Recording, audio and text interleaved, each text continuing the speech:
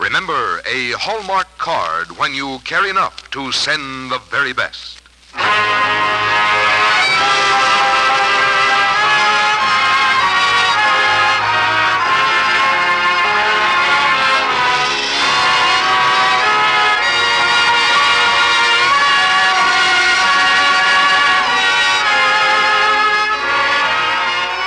Tonight, transcribed from Hollywood, the makers of Hallmark greeting cards bring you Jane Wyman in Laurie Hillier's Time Remembered on the Hallmark Playhouse.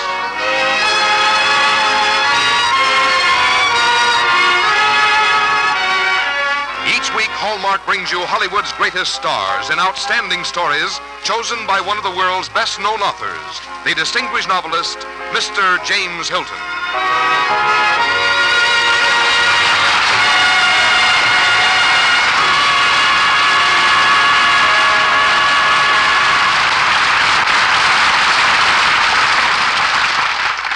Good evening, ladies and gentlemen. This is James Hilton. Tonight on our Hallmark Playhouse, we present a story called Time Remembered, a story which, covering the years of our century, has a particular meaning and perhaps also an extra message for us today. For we, too, have in our own lives lived a time to be remembered. Indeed, it often seems to us that history moved into high gear just about the time we grew up, and that no previous generation can ever have experienced so much, so deeply, and so fast. Our story catches this mood as it portrays an American family looking back from today upon the eventful years. Years of happiness and sorrow, of fun and anxiety, of trial and triumph. To star as our heroine, we have that delightful actress and winner of an Academy Award, Jane Wyman. And now, here is Frank Goss from the makers of Hallmark cards. When you're looking for a way to say something to someone you care for, look for a Hallmark card and you'll find the right words. Because Hallmark cards are designed to say what you want to say, the way you want to say it, and in the good taste you demand of anything that bears your personal signature. That's why Hallmark on the back of a greeting card has come to mean you cared enough to send the very best. And now, Laurie Hillier's Time Remembered, starring Jane Wyman.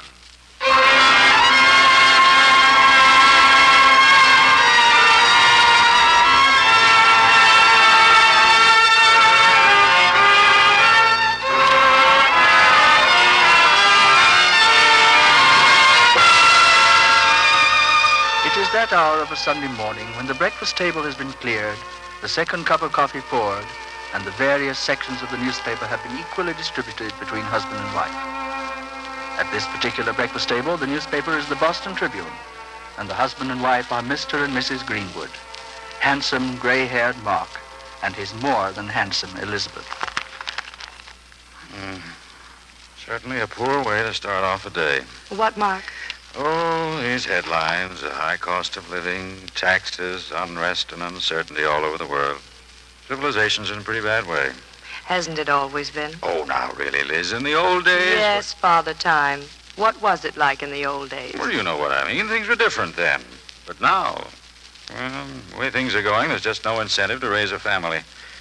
What kind of a future can the kids of today look forward to? Oh, my dear. Well, now, you think about it, Liz. Where do you suppose we'll be 20 years from now? Probably right where we were 20 years ago. And where was that? Well, right here, at this very breakfast table. Instead of 1952, it was 1932. And let's see. John was 13 years old and Sandra was 10. Remember what a tussle we used to have to get them away from the breakfast table and off to school? There was one morning in particular. Nothing really happened, and yet it still clings in my mind. Mark. Yes, dear? What are you smiling about? Oh, this cartoon in the paper. Another poke at President Hoover, and prosperity is just around the corner. Yeah. Which corner? John. John. Yes, Mother? Get your school books. I am, Mother. I tell you, Elizabeth, if things don't pick up pretty quick, I'm going to have to sell out. Oh, Mark. Sell the mill? Well, my dear, the wool business is on its last leg. Oh, good heavens. John? It's okay. I just fell down the stairs. Oh, John, you're hurt. Oh, Mom, please. Bye, everybody. Goodbye, son. Well, I've got to be off, too. Dear, you mustn't worry. Things will work out. Well, I hope so. These are sure rough days to try to raise a family. Mark Greenwood, What? you aren't leaving without kissing me. Oh, I'm sorry, dear. So long, honey. Goodbye, dear.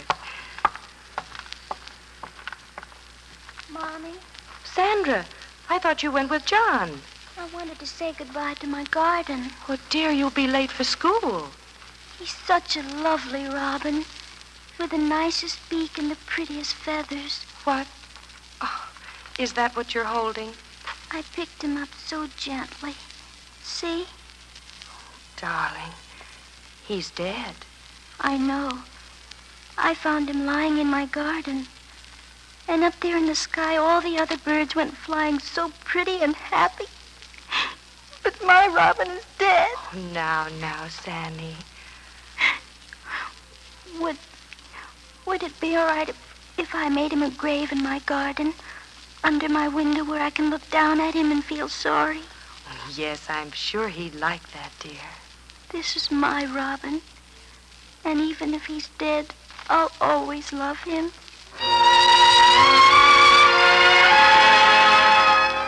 Sandra and her Robin. That's what I remember. And you, Mark, being so gloomy. And John spraining his ankle falling downstairs. He grew fast after that, didn't he? He was 6 feet tall by his 15th birthday. That was, yes, in 1934, December 7th. The night he first wore a tuxedo. Remember? John was going to a junior dance, and I'd spent days altering your old tux to fit him. Oh, but what a fit. Liz, it's almost 8 o'clock. Isn't he ready yet? Oh, in a moment, Mark. I'm still struggling with this bow tie. Oh. How do you feel, son? Nervous? Yeah, kind of. You think I took the coat in enough? Yeah, well, let's see. Well, after he tried it on yesterday, I took another tuck under the arms. John, where are your hands? Hands? Yeah, hands. Oh, up my sleeve. Oh, Coat's still a little roomy, don't you think, Liz? Well, throw out your chest, John. I got it out. Well, more. Still more. Uh-oh. Oh, dear, that couldn't have been the coat. Oh, hardly. It was just my shirt. Don't worry, Mom. Nobody will ever know. I look swell, I guess. Don't I? Oh, just fine, dear. Just fine. Dad? Oh, sure. His hair's still standing up. I'll get the brush. John, Yes, Dad? you know, a fellow's first tux is a pretty important occasion. He wants to look his very best, naturally. Still, it isn't right to hurt his mother's feelings. Gee, I've tried not to, Dad. Well, I haven't said a thing about, well, you know. I don't care what the kids say about me. That's right, son. Now, your mother's worked awfully hard in this suit, and, well, we don't want to act ungrateful, but, I think you'd rather wear the tux I bought you in Boston today. Dad? Now, don't let your mother know. But it's in the trunk compartment of the car. You change into it when you get to the Endicott's. Oh, golly. That's great, Dad. All right now, John. Bend your head down so I can reach that cowlick. Well, I'll get the car out and meet you in front of the house, John. Okay. John, I'm terribly sorry about your suit. Oh, but it's fine, Mom. Oh, no, it isn't. Now, don't let your father know this because he's worried about the bills. But I took a part of my Christmas money and ordered you a tux. Mother. Yes. I hid it in the back seat of the car, So when I get to the Endicott's, I can change into it, huh? John, you almost worry me. You're so quick at a plot. Well, what's so funny about that? My goodness.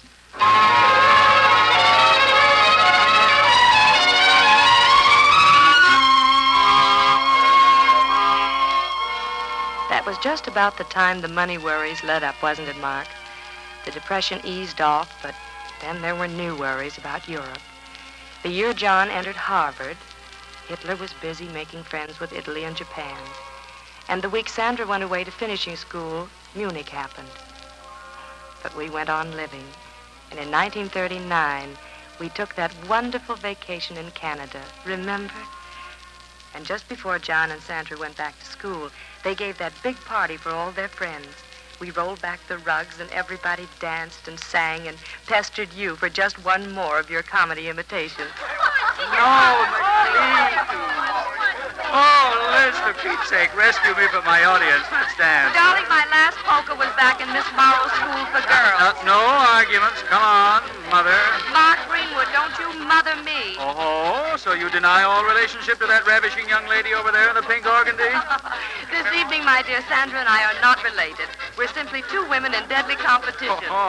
For the attentions of Danny Endicott, no doubt. You know, I believe Sandra has had every single dance with that boy. Have you noticed, Mark? Noticed. I've been doing that all summer. Oh, but it couldn't be anything serious. Why, she's just a child. She's 18. How old were you, Mrs. Greenwood, when you took me, for better or worse? 18 and a half. Yeah? Mother, can I see a moment? Sure, John. What's up? Let's go out on the porch, huh? Well, don't tell me we've run out of refreshments. Oh, no, there's plenty of everything. I was just listening to the news broadcast for a second. I thought you'd like to know.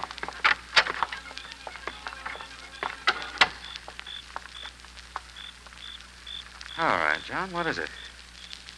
Germany's invaded Poland. Mark. This is it. Britain and France will be in it. Oh, but not the United States. Surely we won't get in again. Well, just in case, I wanted you to know I'm taking the V7 course at college. The V7? It's the first peacetime midshipman school. A 4 months training period, a cruise, and then a year in the Navy. But, John, if we should get into war... Then I'll be an officer in the reserve and really know how to fight. John, Oh, John, Son, I think you'd better go back into your guest. Oh, yeah, all right.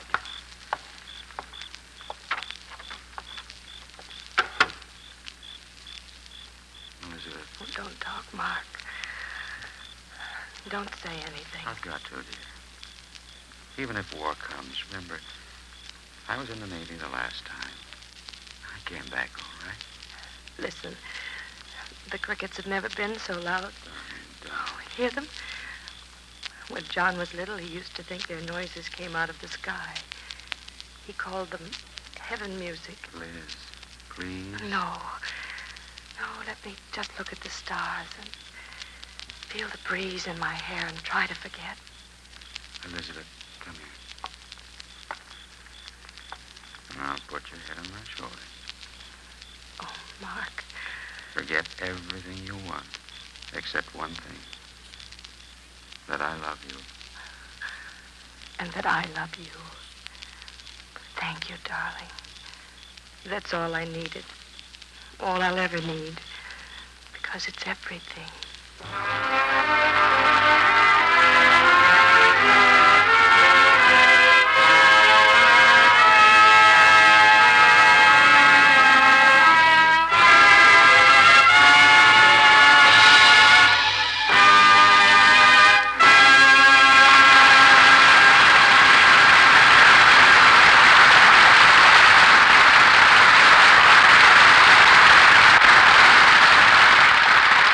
In just a moment, we will return to the second act of Time Remembered, starring Jane Wyman. If there's one day in the year that we feel is completely our own, it's our birthday. On that day, even the sunshine seems to be a personal thing. No wonder each card we receive becomes something to cherish, and the friend who is thoughtful enough to remember becomes a closer and a dearer friend. Making it easy for you to be thoughtful, to be a better friend, is a purpose of Hallmark cards. And we of Hallmark feel this is both our responsibility and our privilege. That's why the words on a Hallmark card are selected with such care. We want to be sure you can always find a Hallmark card that helps you say what you want to say, the way you want to say it, for any occasion. That's why Hallmark cards are so painstakingly designed.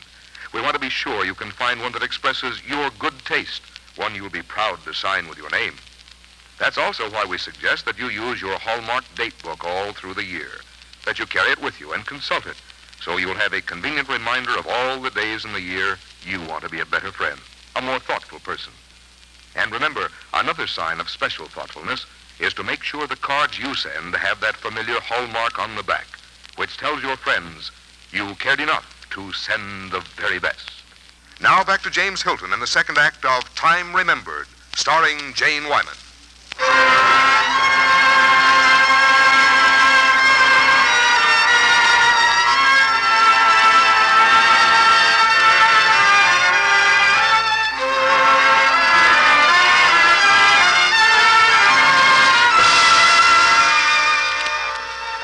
time or another, all of us have wavered a bit in our faith in ourselves and the future.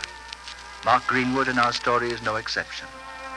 Does life, his life and Elizabeth's, have a meaning? Does it have a purpose? And can the days which have gone before tell anything of tomorrow? To Elizabeth Greenwood, the answers to all these questions are clear. Mark, Yes, dear. your coffee must be stone cold. Let me pour you another cup. Oh, please. You know, Liz, going back to what you were saying, that's the only time I can ever remember you being frightened. There were other times, dear. But I tried not to let you know. Every mother fears for her children, I suppose, until the children teach her to stop acting like a mother. Meaning Sandra? Sandra and John, too. We never really do realize the beginning of things. It's only later when we can look back. At the time, it was just another Saturday afternoon. It was in May, wasn't it? May 1941. Sandra had been on a picnic with Danny Endicott. I was dusting the hallway when she ran into the house and straight on up to her room. There was a look in her eyes I'd never seen before. Sandra, may I come in?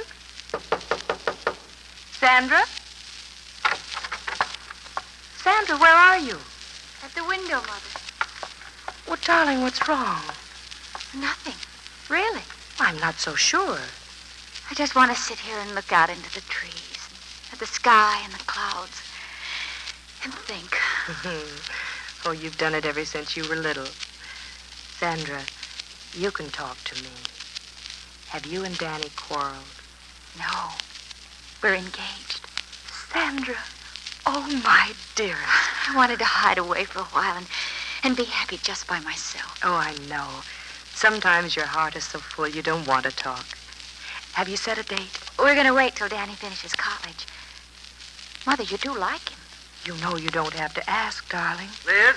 Liz? Yes, Mark? Pick up the extension phone. John's calling from New York. John! You got it? Just a moment. Hello? Hi, Mother. You're now talking to Ensign Greenwood, United States Navy. Oh, John, you got your commission. And my orders, too. I'm assigned to immediate duty in the Pacific. I'm catching my ship at Pearl Harbor. Where is Pearl Harbor, dear? Honolulu! Where else? John, that's halfway around the world. Why, I won't be able to send you a cake for your birthday. Well, you'd better send it. No matter how stale, I'll be eating it and thinking of you. Be sure it's there by December 7th. I've always been grateful that I sent that cake, Mark, because it was the first thing he mentioned after that terrible Sunday at Pearl Harbor. That cake became a sort of secret code between us.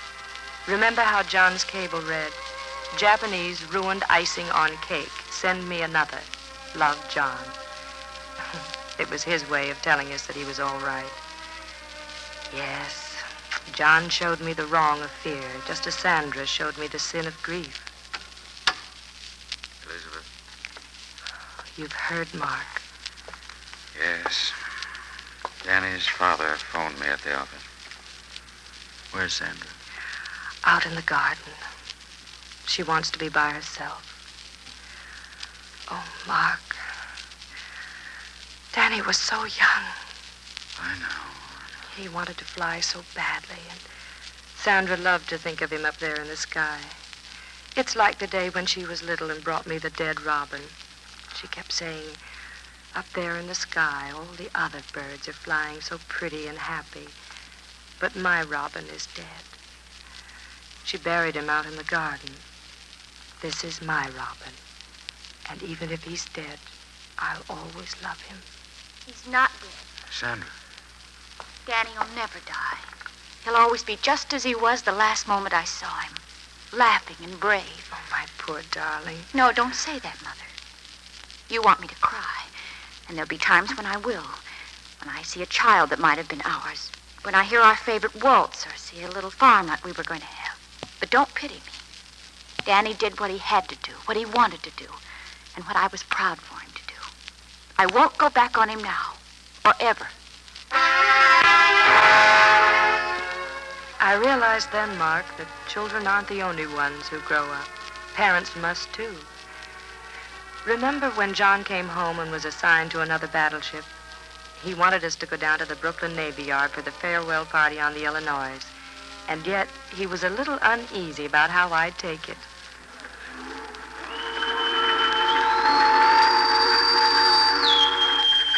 Come on, Mom. Let's go on up forward. The band will start playing any minute, and then you and Dad can dance. Oh, your father and I can dance anytime, John.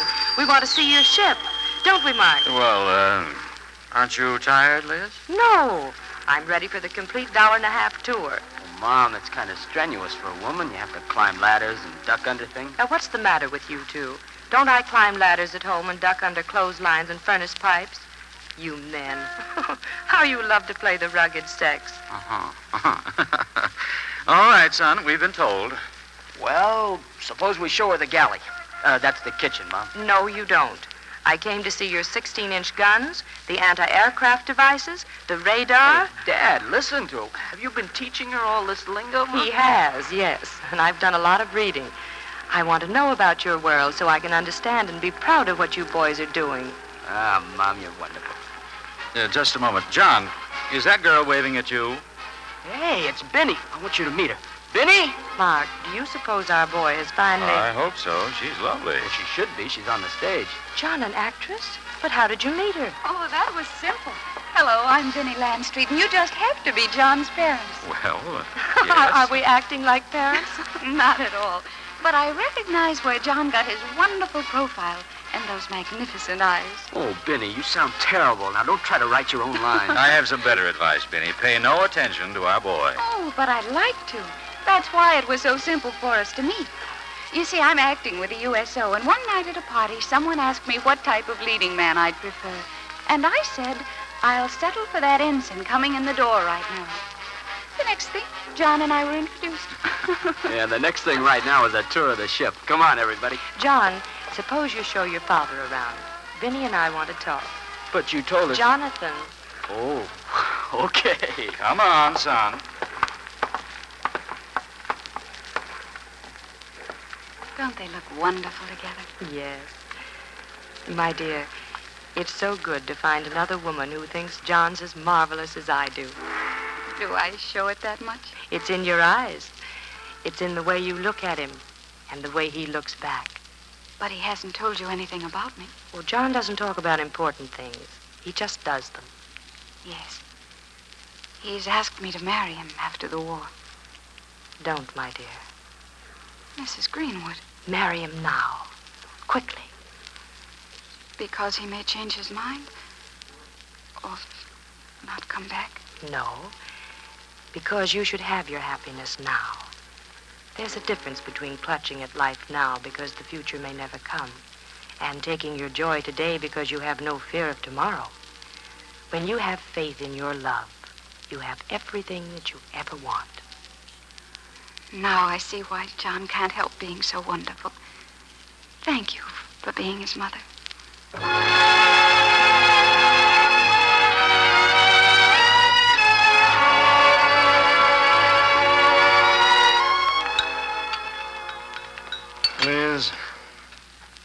Liz, will you do me a favor? Yes, dear. The next time you see me glaring at the morning paper, will you kindly take it away from me and junk it in the ash can? Why, Mark. Let the headlines rave about taxes and uncertainties and the high cost of living. They aren't the most important things. No, it's the people. It's the way they live life. Well, Liz, that came from the driveway. Well, look out the window, Mark. By George, they're here. John's got the kids in the front seat, and Benny and Sandra are in the back. They're holding up something and pointing to it. Darling, it's a picnic basket. Say, would you like to, Liz? I'd love to go, dear. After all, aren't picnics and children and love part of that future of ours? We're coming, everybody. Just a minute, we're coming. We're coming.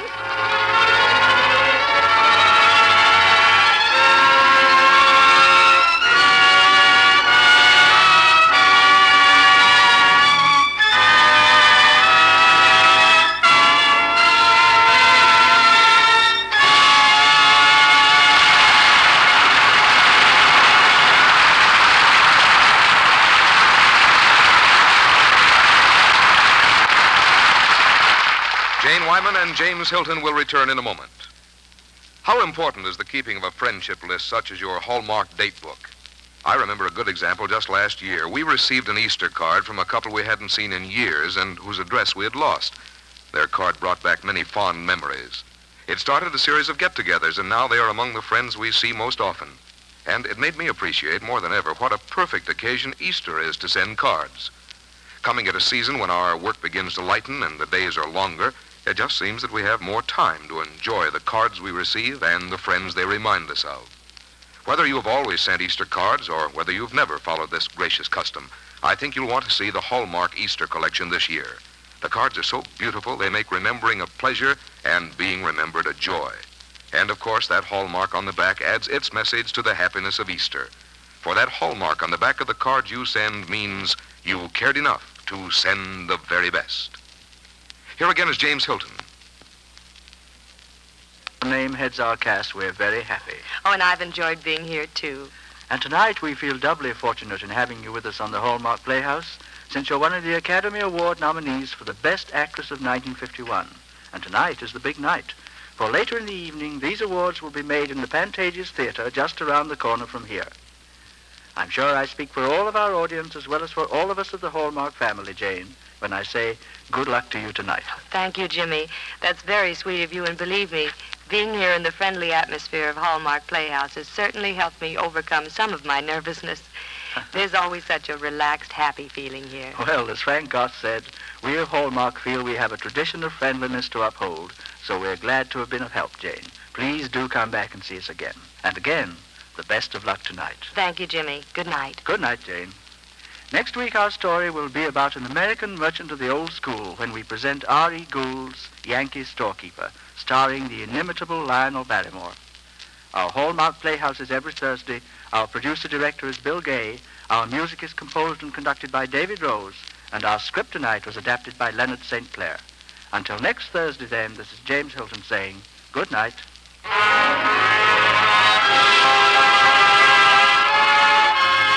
Look for Hallmark cards that are sold only in stores that have been carefully selected to give you expert and friendly service. Remember, a Hallmark card when you carry enough to send the very best. Jane Wyman will soon be seen co-starring in the Warner Brothers production, The Story of Will Rogers. The role of Mark tonight was played by Whitfield Connor, Sandra was Barbara Eiler, and John was played by Eddie Firestone. Others in the cast were Barbara Jean Wong and Jeffrey Silver. Every Sunday afternoon on television, Hallmark Cards presents Sarah Churchill, who brings you the story of interesting people on the Hallmark Hall of Fame. Consult your local newspaper for time and station. Every minute of every day, someone, somewhere calls on the Red Cross for help. You are the Red Cross. And through your generous contribution to the 1952 Red Cross Fund campaign, you can answer this call of humanity. Give generously. This is Frank Goss saying goodnight to you all until next week at this same time, when Hallmark Playhouse returns to present Lionel Barrymore in R.E. Gould's Yankee Storekeeper. And the week following, Marjorie Sharp's Lisa Lillywhite, starring Angela Lansbury. And the week after that, Lew Wallace's Ben-Hur on the Hallmark Playhouse. Stay tuned for Mr. Comedian, which will be heard over most of these stations. Tonight, transcribed from Hollywood, this is the CBS Radio Network.